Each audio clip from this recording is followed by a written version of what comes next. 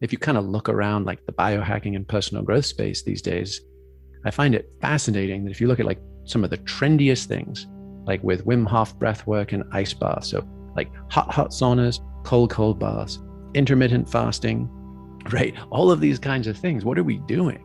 We're basically trying to open that window of experience.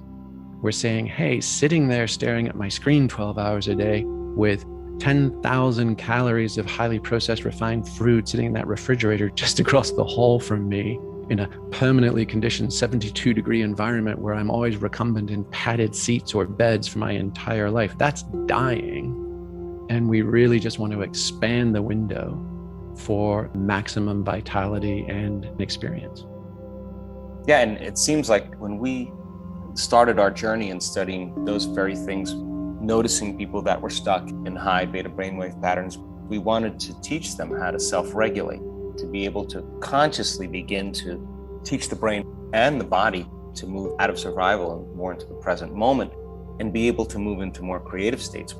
We stumbled upon this kind of process that takes place in many people who do experience a transcendental state, that they slow their brainwaves down into that theta, and even sometimes some measurements we've had into that delta brainwave pattern where the body is either in a light sleep or in a very deep sleep, and they're conscious, awake, and aware. And that tends to be a huge door that begins to broaden people's perceptions. And if they can stay in that zone, it almost opens the door to those superconscious states of gamma. But it's not necessary that the person experiences gamma, because in theta and in delta, there's a lot of healing going on. There's a lot of change going on. And if the high beta patterns cause kind of this autonomic dysregulation, because the autonomic nervous system is the one that's automatically responding to the perceived threat or danger, then when the body feels so safe, so relaxed to no longer be in that survival state, there are profound changes that take place in the body. And one of the chemicals that I learned about in Stealing Fire was anandamide, and I just found it such a fascinating chemical. Can you talk to the audience about what that is and how it works? Yeah, I mean, there's at least three kind of trails that I sort of was on the hunt for to kind of put together the information in this book that's, in this realm we're talking about, right? Which is what's the neurophysiology. And one of them was the endocannabinoid system, right? So if people are kind of hearing cannabinoid in there, it's in there. And obviously with legalization, medicalization of marijuana, like many people are becoming more familiar with that. And if you're slightly skeptical about all the promises and truth claims of cannabis, medicine, CBD, all those kind of things, you have a right to be, because obviously quite often people commercially trying to promote something will overstate its claims. But there is a real there. And it's the fact that the endocannabinoid system is actually one of the most profound regulatory systems in our entire body. And it's responsible from everything from bonding mother to infant to regulating inflammation and the coordination of our organs, to even, there was a study in Israel with traumatic brain injuries, even sending out, basically decreasing cognitive impairment. So it's actually mends our brain. It prompts stem cell growth. And so that's on the physiological level. And it plays a huge role in fear extinction. So if someone has experienced a traumatic event in the past, the ability of cannabinoids in your system to help erase them, to help release them, is profound. And what's really interesting, and I mean, my consistent position, and I think, Joe, you and I share this curiosity, is it's far less which door gets us into these places than it is the places they all get us to. That's really interesting, right? So what is, I think, fascinating about the endocannabinoid system is that it first arose on Earth 550 million years ago in sea sponges. So sea sponges have it.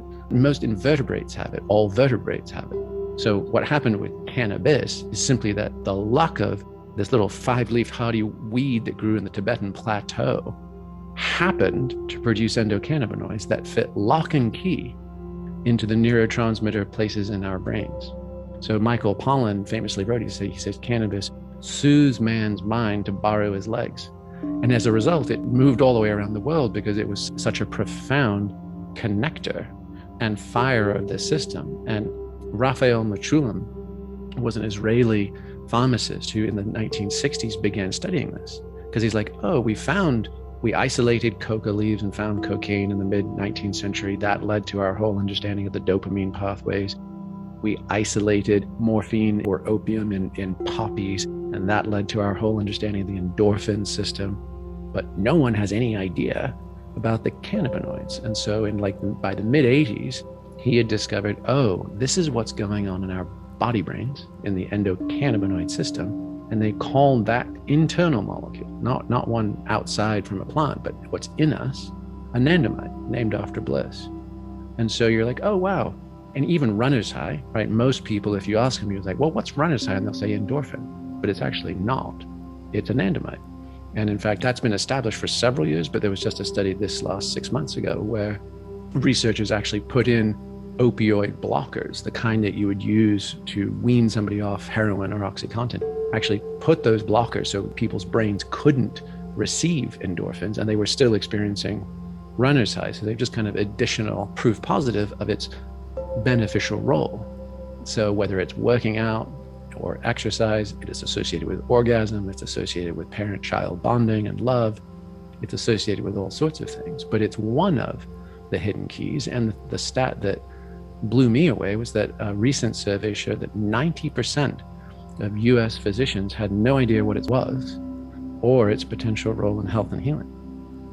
Yeah, I do love the fact that, and I always have thought this, that the inner critic goes quiet. The analytical mind tends to shut down and we shift from those high beta brainwave patterns into more alpha, theta, and even delta states. We're moving out of survival, and that critical facility in the brain tends to quiet down and we become more focused or less distracted or more attentive.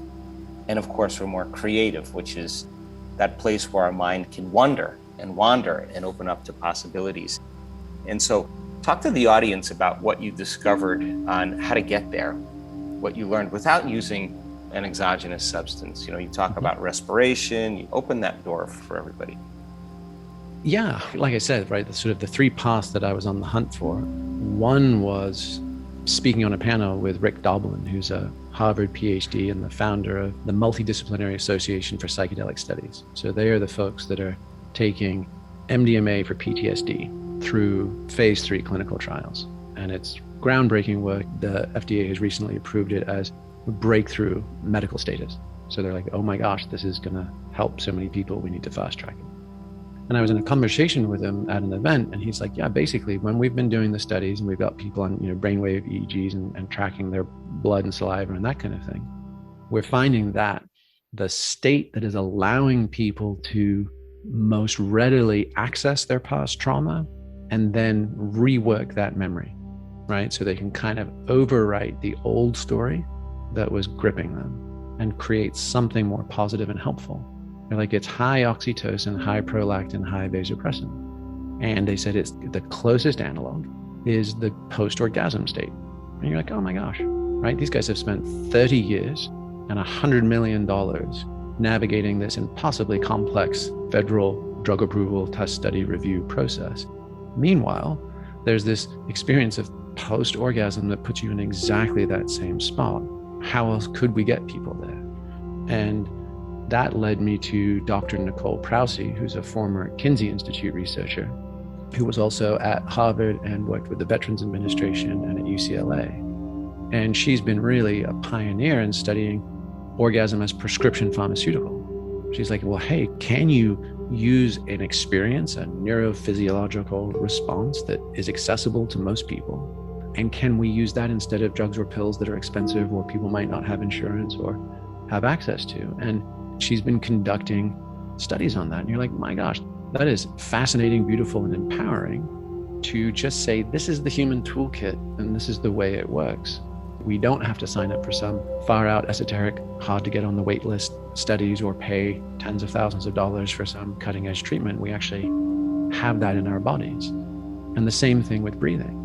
You're like, okay, so basically our atmosphere is made up of oxygen, carbon dioxide, and nitrogen. That's it. And when we breathe faster or slower or differently, we change those ratios.